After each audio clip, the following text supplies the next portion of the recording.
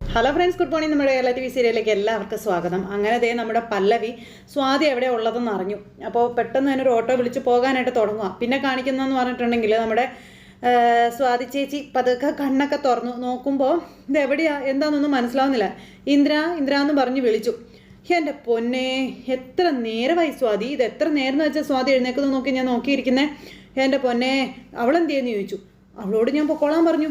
അയ്യോ, അവൾക്ക് വീട്ടിൽ പോകണ്ടേന്ന് ചോദിച്ചു. അയ്യോ അവൾ പോയോ എന്നൊക്കെ ചോദിച്ചു കൊല്ലാണ്ടാവുക. അപ്പോൾ സമയം എന്നായി എന്ന് ചോദിക്കുമ്പോൾ അത് പിന്നെ രാത്രി ആയെന്ന് പറഞ്ഞു. അയ്യോ, ഇനിയിപ്പോൾ എന്താ ചെയ്യണ്ടേ, എന്നെ കാണാതെ വീട്ടിലാകെ പേടിക്കുമോ എന്നൊക്കെ പറഞ്ഞുകൊണ്ട് സ്വാതി ഇങ്ങനെ പറയുക. എന്നിട്ട് ബാഗൊക്കെ എടുത്ത് പോകാൻ നോക്കുക. ആഹാ, അപ്പോൾ അത്രയ്ക്ക് വിശ്വാസമുള്ളൂ സ്വാതിയെ വീട്ടുകാർക്ക്. ഞാൻ കരുതിയത് സ്വാതി ഒരു മുതിർന്ന കുട്ടിയായി എന്നുള്ളതാണ്. ഇതൊരുമാതിരി UP സ്കൂളിലെ പിള്ളേരെ പോലെ. അങ്ങനെയല്ല, ഇത്രയും രാത്രി ആയില്ലേ, ഇത്രയും സമയമൊന്നും ഞാൻ അവരോട് പറയാതെ മാറി നിൽക്കാറില്ല എന്ന് സ്വാതി പറയുമ്പോൾ ആ ശീലങ്ങളൊക്കെ മാറ്റണം കേട്ടോ. സ്വാതി നല്ല ബോൾഡായിട്ടുള്ള കുട്ടിയല്ലേ. യുവർ ലൈഫ് യുവർ ചോയ്സ്, അങ്ങനെയല്ലേ വേണ്ടതെന്നൊക്കെ ചോദിച്ച് ഇന്ദ്രൻ ക്ലാസ് എടുത്ത് കൊടുക്കുക. സ്വന്തം ജീവിതം എങ്ങനെ ആയിരിക്കണം എന്ന് ചിന്തിക്കാനുള്ള ഒരു സ്വാതന്ത്ര്യം, അല്ലെങ്കിൽ തീരുമാനം എടുക്കാനുള്ള സ്വാതന്ത്ര്യം അത് സ്വാതിക്കുണ്ട്. അത് ഉപയോഗിക്കണം സ്വാതി, അല്ലാതെ പിന്നെ എങ്ങനെയാണെന്നൊക്കെ ചോദിച്ചു. വീട്ടുകാരുടെ അടിമയായിട്ട് കഴിയാനേ ഏത് പെൺകുട്ടിക്കും കഴിയും. അതിലെന്ത് ത്രില്ലാ ഉള്ളത്?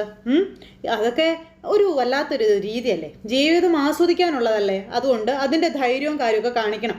കണ്ടിന്യൂസ് ആയിട്ടുള്ള ഒരു ഗെയിം, അതാണ് എന്നെ സംബന്ധിച്ചിടത്തോളം ഒരു ലൈഫ് എന്നൊക്കെ പറയുന്നതെന്നൊക്കെ പറഞ്ഞുകൊണ്ട് ഇന്ദ്രൻ പറയുക. എൻ്റെ പൊന്നെ സ്വാതി ഒരു സത്യം മനസ്സിലാക്കണം. ഇത്രയും നേരം ഞാനും സ്വാതിയും മാത്രമേ ഈ വീട്ടിലുണ്ടായിരുന്നുള്ളൂ. എനിക്ക് വേണമെങ്കിൽ സ്വാതിയെ എന്ത് വേണമെങ്കിലും ചെയ്യാമായിരുന്നു, പക്ഷെ ഞാൻ ചെയ്തില്ല. അത് ഞാൻ ചെയ്യുകയില്ല. അതാണ് ഇന്ദ്രൻ. കൾച്ചറുണ്ട് എനിക്ക്. പിന്നെ ഒരു സ്ത്രീക്ക് അവൾ അർഹിക്കുന്ന ബഹുമാനം കൊടുക്കാനൊക്കെ എനിക്ക് അറിയാമെന്നൊക്കെ പറഞ്ഞ് ഭയങ്കര ഡയലോഗും കാര്യങ്ങളും. എന്നിട്ട് എന്തൊക്കെയോ മരുന്നും കാര്യങ്ങളൊക്കെ എടുത്ത് സ്വാതിക്ക് ഇവൻ കൊടുക്കാൻ നോക്കുമ്പോഴത്തേക്ക് നമ്മുടെ പല്ലവി വന്നത് തട്ടിത്തെറിപ്പിച്ചു. രക്ഷകയായിട്ട് പല്ലവി പറന്നെത്തിയെങ്കിലും ഇന്ദ്രൻ കാര്യം കണ്ടു കാണും മിക്കവാറും. പല്ലവി എന്നിട്ട് ഇവനെ തുറച്ചു നോക്കുക. അപ്പോഴേക്കും എത്തിയോ എന്ന് ചോദിച്ച് ഇന്ദ്രൻ പല്ലവിയോട് ചോദിച്ചു. നിന്നെ ഇവിടെ പ്രതീക്ഷിച്ചായിരുന്നു. അധർമ്മത്തിൻ്റെ ഗ്ലാനി സംഭവിക്കുമ്പോൾ ധർമ്മത്തിൻ്റെ അവതാരം എടുക്കാനായിട്ട് നീ ഉണ്ടാകണമല്ലോ എപ്പോഴും. അതെനിക്കറിയാം. അപ്പം സ്വാതി പോകാമെന്ന് പറഞ്ഞ് പല്ലവി വിളിക്കുമ്പോൾ ഞാൻ വന്നോളാം എന്ന് സ്വാതി. നിന്നെയും കൊണ്ടേ ഞാൻ ഇവിടുന്ന് പോകത്തുള്ളൂ എന്ന് പല്ലവി പറയുമ്പോൾ എന്നെ കൊണ്ടുപോകാൻ നിങ്ങൾ ആരാണെന്ന് ചോദിച്ചു. സ്വാതി തീർന്നില്ല, കൂട്ടത്തൊക്കെ ചെവിക്കൽ തീർത്ത അടി ഒറ്റ വരണം. ടീച്ചറാടി, നിന്നെയൊക്കെ പഠിപ്പിച്ച് നന്നാക്കാൻ ബാധ്യതപ്പെട്ട നിനക്ക് അധ്യാപികയാണെന്ന് പറയുമ്പോൾ എന്നും പറഞ്ഞുകൊണ്ടൊരു കാട്ടായ മര്യാദകനോട് വരാൻ പറഞ്ഞു പല്ലവി. അല്ലെങ്കിൽ വിവരം അറിയും നീ എന്ന് പറഞ്ഞു പല്ലവിയുടെ ആ ഒരു ഇത് കണ്ടു. ഇറങ്ങടി ഇവിടെ നിന്നും പറഞ്ഞു പല്ലവി അവളായിട്ട് ചവിട്ടി കൂട്ടി ഇന്ദ്രൻ്റെ മുന്നിലിട്ട്. അപ്പോൾ സോറി ഇന്ദ്ര, ഇറ്റ്സ് ഓക്കെ എന്നും പറഞ്ഞുകൊണ്ട് കവളൊക്കെ സ്വാതിക്ക് തിരുമ്മി കൊടുക്കുന്നു. എന്തൊക്കെയാണോ ഇന്ദ്രൻ കാണിക്കുന്നത്. അപ്പോൾ ടീച്ചറെ ഇടയ്ക്കൊക്കെ ടീച്ചർക്ക് ഇവിടെ വരാൻ കേട്ടോ, മ്യൂസിക് വിത്ത് ഡാൻസ് എന്നും പറഞ്ഞ് പല്ലവിയോട് ഇന്ദ്രൻ പറഞ്ഞു. പിന്നെ നല്ല എൻജോയ്മെൻറ്റാ, അറിയാവോന്ന് ചോദിച്ചു. പോടാ എന്നും പറഞ്ഞു നടക്കടി ഇങ്ങോട്ടെന്നും പറഞ്ഞു അവളെ വലിച്ചഴച്ച് അവിടെ നിന്ന് നമ്മുടെ പല്ലവി കൊണ്ടുപോണു. ഇന്ദ്രൻ വളരെ ഹാപ്പി ആയിട്ട് നിൽക്കുക. പിന്നെ സ്വാതിയായിട്ട് നേരെ വീട്ടിലേക്ക് ചെന്നു പല്ലവി. എന്നിട്ട് ഇവൾ ഓട്ടോയിൽ നിന്ന് ഇറങ്ങി തന്നിഷ്ടം കാണിച്ച് ഇറങ്ങി പോകാൻ നോക്കുമ്പോഴത്തേക്കും നിക്കടി അവിടെ എന്ന് പറഞ്ഞു. ഇവൾ നേരം അവിടെ നിന്നു. എടി, ആരാണെന്ന് അറിയോ നിനക്ക് ഇന്ദ്രൻ? അയാളുടെ സ്വഭാവം എന്താണെന്ന് നിനക്കറിയാവോ? നിന്റെ ഒന്നും മാനം പോകാതെ തിരിച്ചു വരാൻ പറ്റിയെങ്കിൽ അതിൻ്റെ കാരണവന്മാർ ചെയ്ത പുണ്യം മാത്രമാണെന്ന് പല്ലവി പറഞ്ഞു. മേലാൽ ഇത് ആവർത്തിക്കരുതെന്ന് പല്ലവി പറയുമ്പം എന്നെ ഉപദേശിക്കാൻ നിങ്ങൾക്ക് എന്താ അവകാശമെന്ന് സ്വാതി നേരം ചോദിക്കാം.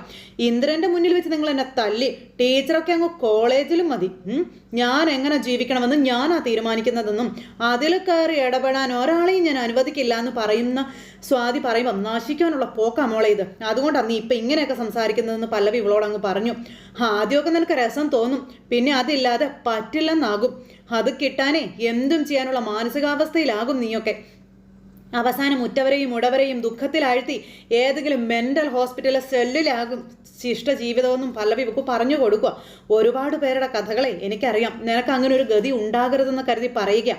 ഒരിക്കലും ഞാൻ അതിന് സമ്മതിക്കില്ല. എന്ത് ചെയ്തിട്ടാണെങ്കിലും ശരി, ഞാനത് തടഞ്ഞിരിക്കും എന്ന കാര്യവും പറയുമ്പോഴും ഇവക്ക് പുച്ഛം പല്ലവിയെ. അപ്പം വീട്ടിൽ നിന്ന് മാത്രമേ സേതുവേട്ടൻ ഇറങ്ങിയിട്ടുള്ളൂ. ഈ നാട്ടിൽ ഇപ്പോഴും അങ്ങേരുണ്ട്.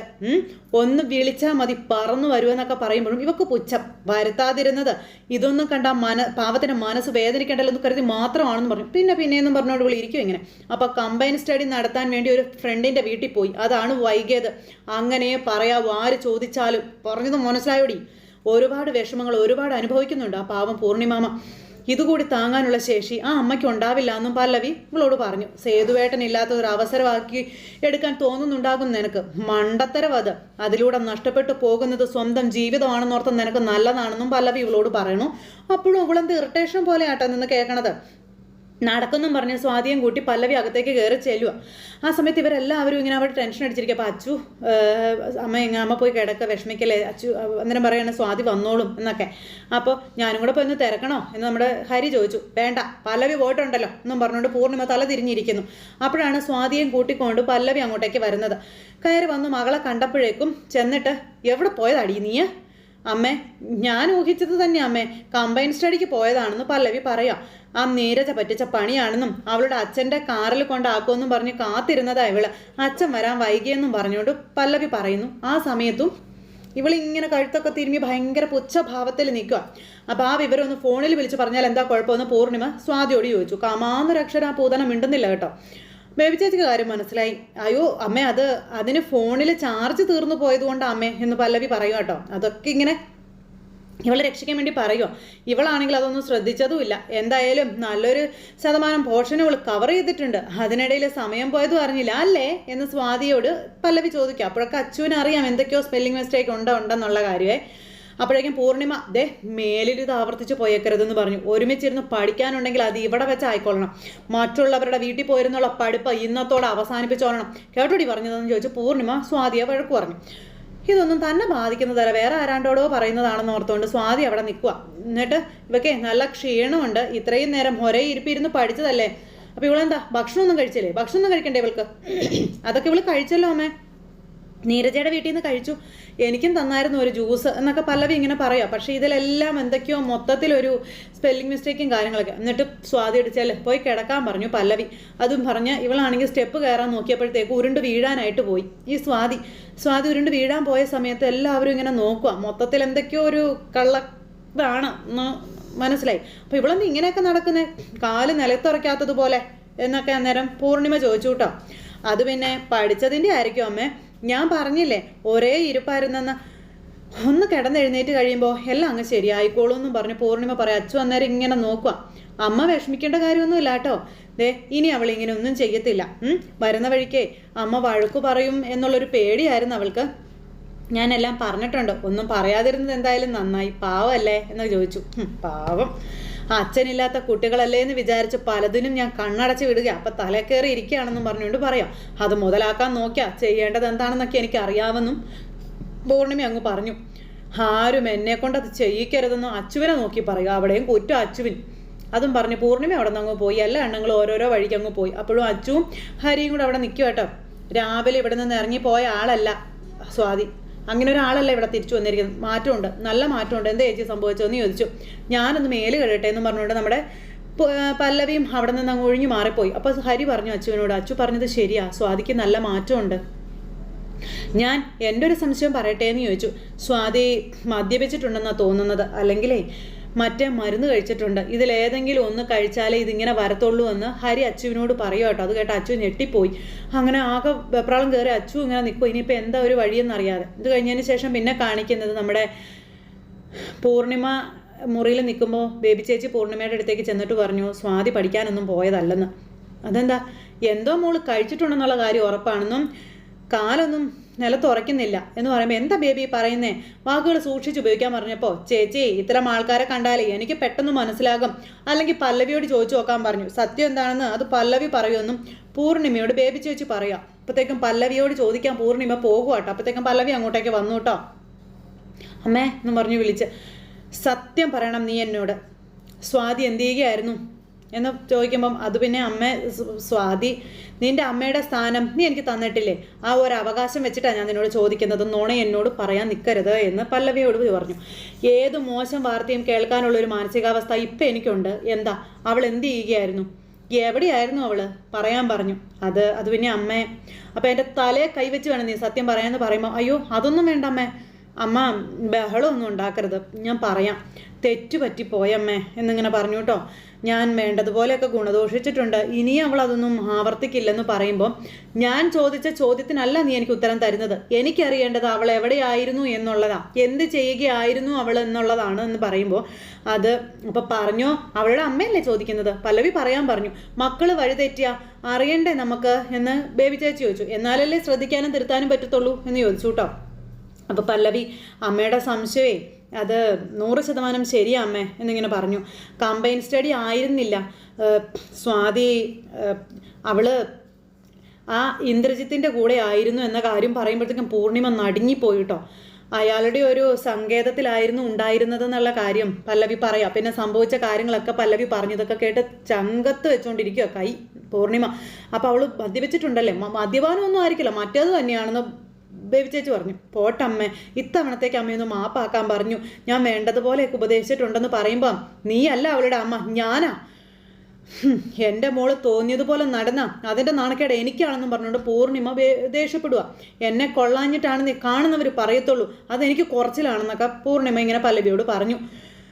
മകളെ നോക്കാൻ അറിയാത്തവളല്ല ഈ പൂർണിമ, നമ്മൾ മനസ്സിലാക്കണമെന്ന് പറഞ്ഞു പൂർണിമ നേരെ പോവാട്ടോ സ്വാതി എന്ന് പറഞ്ഞ പൂതനയുടെ അടുത്തേക്ക്. അപ്പോഴത്തേക്കും പല്ലവി തടയാൻ നോക്കിയെങ്കിൽ ബേബി ചേച്ചി പറഞ്ഞു വേണ്ട, തടയണ്ടാന്ന്. പിന്നെയും പല്ലവി പിന്നാലെ പോകുക. അവിടെ ചെന്ന് സ്വാതിയെ വിളിച്ചു. അവളാണ് ഒരു കൂസലും ഇല്ലാതെ ഇറങ്ങി വന്ന് തലയാടി ഇങ്ങനെ നിൽക്കുവാണ്. ഇന്ന് നീ കമ്പൈൻ സ്റ്റഡിക്ക് എവിടെയാ പോയെന്ന് എനിക്ക് അറിയണമെന്ന് പൂർണിമ ചോദിക്കാം. നാശിക്കാൻ തീരുമാനിച്ചാലടി, കൊന്നു കളയും നിന്നെ ഞാനൊന്നും. ഇങ്ങനൊരു മകളില്ലെന്ന് ഞാനങ്ങ് കരുതുമെന്നൊക്കെ പൂർണിമ പറയുമ്പം, എന്നാൽ പിന്നെ അങ്ങനെ കരുതിക്കോ, അതാ എനിക്ക് സൗകര്യം. അപ്പം എന്താടി നീ പറഞ്ഞത്, എല്ലാം ചെയ്തു വെച്ചതും പോരാ താർക്കുത്തരം പറയുന്നോടി എന്ന് ചോദിച്ചോണ്ട് കൊടുത്തോക്കട ചെവിക്കല്ല് തീർത്തൊരു ഒറ്റ വരണം. പൂർണിമയും വെച്ചേക്കത്തില്ല ഞാൻ ജീവിച്ചിരിക്കുമ്പോൾ അഴിഞ്ഞാടി നടക്കാൻ ഞാൻ സമ്മതിക്കത്തില്ലെന്നും പറഞ്ഞുകൊണ്ട് ഇങ്ങനെ പറയുക. അങ്ങനെ അതും പറഞ്ഞ് രണ്ടാമതും തല്ലാൻ കൈ ഓങ്ങിയപ്പോൾ പല്ലവി ഇടയ്ക്ക് കയറി പിടിച്ചു. അമ്മേ മതി എന്നും പറഞ്ഞു. അപ്പം തല്ലട്ടെ, തല്ലി കൊല്ലട്ടെ, അതിന് നിങ്ങൾക്ക് എന്താണെന്ന് ചോദിച്ചു പല്ലവിയുടെ അടുത്തേക്ക് ചെല്ലുക സ്വാതി. അപ്പം ഋതുക ഇറങ്ങി വന്നു. നിങ്ങളെല്ലാവരുടെ മുന്നിൽ നല്ലവളായല്ലോ, ഇന്ദ്രജിത്തിന്റെ വീട്ടിൽ നിന്ന് അതിസാഹസികമായി രക്ഷിച്ച ധീര വനിതയാണല്ലോ, എന്നിട്ട് ഇവിടെ വന്നിട്ട് നിങ്ങൾ ചെയ്തതോ, എന്നെ ഒറ്റ കൊടുക്കുകയല്ലേ ചെയ്തതെന്ന് ചോദിച്ചു. ഒന്നും ആരോടും പറയരുതെന്ന് നിങ്ങൾ തന്നെയല്ലേ എന്നെ വിലക്കിയതെന്നൊക്കെ ചോദിച്ച്, എന്നിട്ട് അതെല്ലാം സ്വയം അങ്ങ് ചെയ്തല്ലേ എന്ന് ചോദിച്ചു. സ്വാതി ഞാനല്ല അത് പറഞ്ഞതെന്ന് പറയുമ്പം എനിക്കൊന്നും കേൾക്കണ്ടെന്നും പറഞ്ഞുകൊണ്ട് ഇവള് പല്ലവിയോട് ദേഷ്യപ്പെടുക. നിങ്ങളാ ഈ വീട് നശിപ്പിക്കുന്നതെന്നും പറഞ്ഞുകൊണ്ട് സ്വാതി പല്ലവിയുടെ മുഖത്ത് നോക്കി പറയുക. അപ്പോഴേക്കും അച്ചുവും ഹരിയും എല്ലാവരും ഇറങ്ങി വന്നു. ഇത്രയൊക്കെ ചെയ്ത് വെച്ചിട്ടും സ്വാതി പറയുന്നതൊക്കെ കേട്ട് ആസ്വദിച്ച് ഋതുകമ്മയുടെ അവിടെ നിൽക്കുക. നിങ്ങൾ എന്ന് വന്ന് കയറിയോ അന്ന് തുടങ്ങിയതാണ് ഈ കുടുംബത്തിന്റെ തകർച്ചയെന്നൊക്കെ പറഞ്ഞുകൊണ്ട് പല്ലവിയെ വേദനിപ്പിക്കുന്ന രീതിയിൽ സംസാരിക്കുക. അച്ചു അവിടെ നിന്ന് കരയത് കേട്ട്, കൂട്ടുകാരൻ ഇറങ്ങിപ്പോയല്ലോ, അതുപോലെ നിങ്ങൾക്കും ഇറങ്ങിപ്പോയിക്കൂടെ എന്നൊക്കെ സ്വാതി അന്നേരം പല്ലവിയോട് ചോദിച്ചു. അത് കേട്ടപ്പോഴത്തേക്കും പൂർണിമ അങ്ങോട്ടേക്ക് വന്നിട്ട് ഇവള് പോണോ വേണ്ടോ എന്ന് നീയല്ല തീരുമാനിക്കുന്നത്, ഞാനാണെന്ന് പൂർണിമ പറഞ്ഞു. അപ്പം അത് കേട്ട് കഴിഞ്ഞപ്പോൾ സ്വാതി ഭയങ്കര കലിപ്പിൽ നിൽക്കുക. നിൽക്കുന്നു അച്ചു, അവളുടെ കല്യാണം ആരുടെ കാശുകൊണ്ടാണ് നടത്തിയതെന്ന് നീ ചോദിക്കാൻ പറഞ്ഞു. അപ്പോൾ ഒന്നും മിണ്ടുന്നില്ല കേട്ടോ. പിന്നെ ഇവളാ ആ പണം ഉണ്ടാക്കി, കടപ്പാടുണ്ട് ഈ വീട്ടിൽ ഓരോരുത്തർക്കും ഇവളോടെന്നൊക്കെ പറഞ്ഞുകൊണ്ട് ഇങ്ങനെ പറയാം. അപ്പം അതൊക്കെ കേട്ട് കഴിഞ്ഞപ്പോൾ ഉണ്ടല്ലോ ഭയങ്കര പുച്ഛം ഋതുകയ്ക്ക്. അതുകൊണ്ട് സംസാരിക്കുമ്പോൾ സൂക്ഷിച്ച് നീ സംസാരിക്കണമെന്ന് പറഞ്ഞു. അപ്പോൾ അമ്മേ അങ്ങനെയൊന്നും പറയല്ലേ, അങ്ങനെയൊന്നും പറയേണ്ട ആവശ്യമില്ല എന്നും, നിങ്ങളുടെയൊക്കെ ദയ കൊണ്ടല്ലേ ഞാനിവിടെ കഴിയുന്നതെന്ന് പല്ലവി ചോദിച്ചു. അത് മറന്നൊന്നും ഞാൻ ഇന്ന് വരെ ഒന്നും ചെയ്തിട്ടില്ല, ഇനി ചെയ്യുകയില്ല എന്നുള്ള കാര്യം പല്ലവി പറയാം. എന്നും പറഞ്ഞുകൊണ്ട് രണ്ടവളുമാരും കൂടെ അപ്പോഴും പല്ലവിയെ നോക്കിക്കൊണ്ടിരിക്കാം. അപ്പം മതി നിങ്ങൾ നാടകം കളിച്ചത്, എന്നെ എല്ലാവരുടെ മുന്നിലും നാണം കെടുത്തിയപ്പോൾ തൃപ്തിയായല്ലോ നിങ്ങൾക്ക്, ഇനി മതിയാക്കാം നിന്റെ വാചക കസർത്തെന്നും പറഞ്ഞു സ്വാതി അങ്ങ് കയറി കയർത്തങ്ങ് സംസാരിക്കുക കേട്ടോ. അപ്പോഴേക്കും ബേബി മോളെ, അമ്മ പറയുന്നത് പല്ലവി പറയുന്നതിലോ തെറ്റുണ്ടെന്ന് ഞങ്ങൾക്ക് ആർക്കും തോന്നിയിട്ടില്ലെന്ന് ബേബി ചേച്ചി പറഞ്ഞു. തെറ്റ് ചെയ്തത് മോളാണെന്നും പറഞ്ഞു ബേബി ചേച്ചി. അപ്പോൾ ബേബി ചേച്ചി ഇവളിങ്ങനെ തുറച്ചു നോക്കുക. സ്വാതി, മക്കൾ തെറ്റ് ചെയ്താലേ അത് തിരുത്താൻ വീട്ടുകാർ ശ്രമിക്കും, അതിന് ഇങ്ങനെ ക്ഷോഭിക്കേണ്ട കാര്യമുണ്ടോ എന്ന് ബേബി ചേച്ചി ഇങ്ങനെ ചോദിച്ചു കേട്ടോ. ഇപ്പോൾ ഒന്നും പറയണ്ട ബേബി ചേച്ചി, അവളൊന്ന് പോയി കിടക്കട്ടെ എന്ന് പല്ലവി അന്നേരം പറഞ്ഞു. നമുക്ക് നാളെ സംസാരിക്കാവുന്നു. അത് ശരിയാ, കേട്ടിറങ്ങട്ടെ എന്ന് പറഞ്ഞു. എന്നിട്ട് സംസാരിച്ചിട്ട് പ്രയോജനമുള്ളൂ എന്ന് പറഞ്ഞു ബേബി ചേച്ചി ഇങ്ങനെ പറയുമ്പോൾ ബേബി ചേച്ചി തുറച്ചു നോക്കുക സ്വാതി. എന്നിട്ട് അവൾ അവിടെ നിന്ന് അങ്ങ് പോയി കേട്ടോ. അപ്പോൾ പൂർണ്ണിമ നിന്ന് കരയുമ്പോൾ അമ്മ വിഷമിക്കല്ല, എല്ലാം ശരിയാകും, അമ്മ സങ്കടപ്പെടരുതെന്ന് പറഞ്ഞു.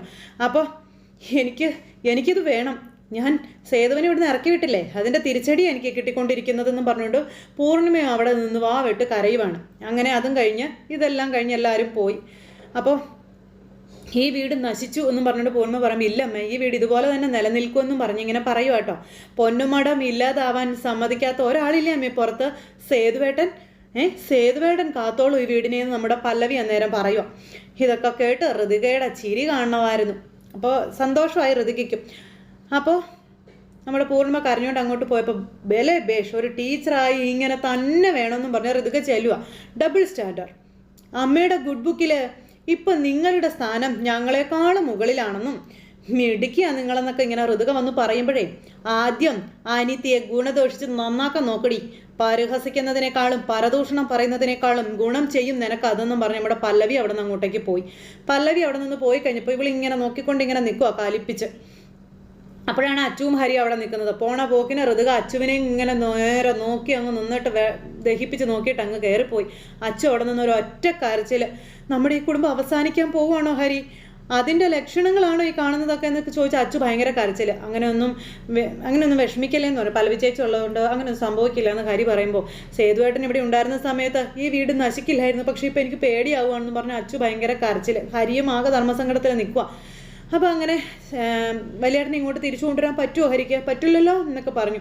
സേതുവേട്ടൻ എന്നിവിടെ തിരിച്ചു കയറുന്നു, അന്ന് മാത്രമേ ഇവിടുത്തെ പ്രശ്നങ്ങൾ തീരത്തുള്ളൂ എന്നൊക്കെ പറഞ്ഞ് ഞാൻ ഒരു ഇതിൽ പറയാം. അപ്പം എന്നിട്ട് ഇവർ തമ്മിൽ സംസാരവും കാര്യങ്ങളും കഴിഞ്ഞ് അച്ചു കരഞ്ഞുകൊണ്ട് അവിടെ നിന്ന് പോകുന്നു. ഹരി ഇതൊക്കെ കേട്ട് നിസ്സഹായനായിട്ട് അവിടെ നോക്കി നിൽക്കുന്നിടത്താണ് ഇന്നത്തെ കഥ അവസാനിച്ചത്. അപ്പോൾ എല്ലാവരും കാത്തിരുന്ന് കാണണോട്ടോ. എല്ലാവർക്കും നല്ലൊരു ദിവസം ആശംസിക്കുകയാണ്. നന്ദി.